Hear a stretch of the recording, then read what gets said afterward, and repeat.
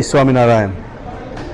We are very pleased CICC has organized this visit to the temple for the sole purpose and the aim and objectives being for our other members of the society who are not Hindus to know a little more of what Hindus do as far as their religion and the ways of praying and the ways of beliefs and everything connected to religious activity is conducted. I'm Anestina Mutua from CICC. Today we had a visit, an interreligious visit. We visited the Swaminarayan temple, and we had a very educative time. We had a nice talk, and in the talk we learned very many things. There are many things we've known about Hindus as Hindus, but at the moment we have learned that apart from just being Hindu, they also have denominations, and mostly we have learned that Hindu is a lifestyle. And it has been my pleasure to, in my own humble way, of trying to explain what we do. It may not be all fulfilling perhaps, but I may have shed a little more light on those who obviously know a little less about our religion. Today the activity was obviously organized by CIPK, which has in past also organized such seminars as such, and it is the interreligious faith, which is the beauty of Mombasa, where Christians, Muslims and Hindus can sit on the same forum and share each other's problems and also the betterment for the country, especially when we are at a crossroads at election times and perhaps in terrorism, etc., where we can lend each other's assistance and help in trying to pass the word of God and the word of peace to the one inches as such. So as a lifestyle, they only believe in life issues, to be peaceful in life. So they teach about having love, being peaceful with one another. And apart from the fact that it is a general temple, we've also learned that when they come to worship, they don't mix. Men sit on their side and the women sit on their side.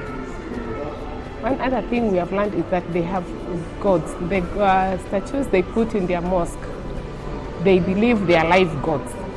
So when they are worshipping, they believe they are directly worshipping God. And the live gods are directly taking their prayers. Most of, majority of them were all Muslims who visited us, and quite a few Christian brothers and sisters as well. And I have tried my level best to have answered their questions and told them a little bit of the historical the history of this temple and of this religious activity. I am only hoping that they have been enlightened to that extent. All religions have evolved over a period of time where human beings have been subjected to various needs of the time.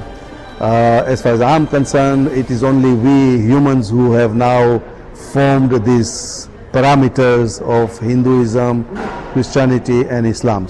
However, the word of God is to spread peace, unity, brotherhood and sisterhood as such.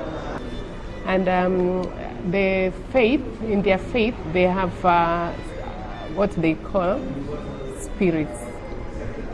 In place of pastors, or we say in place of imams, they have spirits. And these are their spiritual fathers.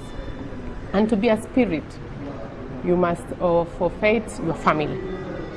So you leave your family, you get trained, and actually you must be learned, not just anybody becomes a priest. And you have to go through a procession of many years before you are accepted to be a priest. You are a saint. So you become, first you go for probation. After probation you are put also in some other years of further probation. After the first probation you are given the white gown. After the other probation you are given this orange gown. And then you go through some other years for confirmation until the other priest confirm that you have you can now become a priest. So any religion that unfortunately gets hijacked and then tries to preach being superior over others, obviously is doing a disservice as far as I'm concerned. And to that extent, obviously, I just hope and also feel at the same time that getting together, and obviously, in this day and age of terrorism where many minds, especially in the Islamic world, are being brainwashed into thinking that jihad, whereby just, using terrorism as their weapon of bringing justice in this world, is misplaced, because harming anybody in any way, and where you actually harm innocent people who've got nothing to do with those worldly problems, is misplaced. And to that extent, I feel such forums can only preach brotherhood and sisterhood, and perhaps bring sanity to the minds of so-called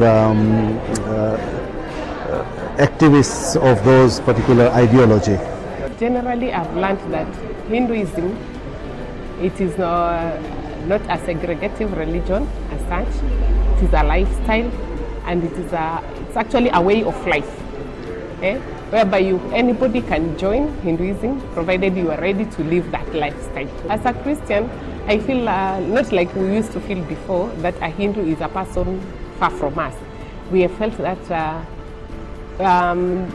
because of the way they live, the lifestyle, they can live with us, they can mingle with us. They can very well mingle with anybody, provided you don't judge them and they don't judge us. So they can really cohabit with us in everyday life.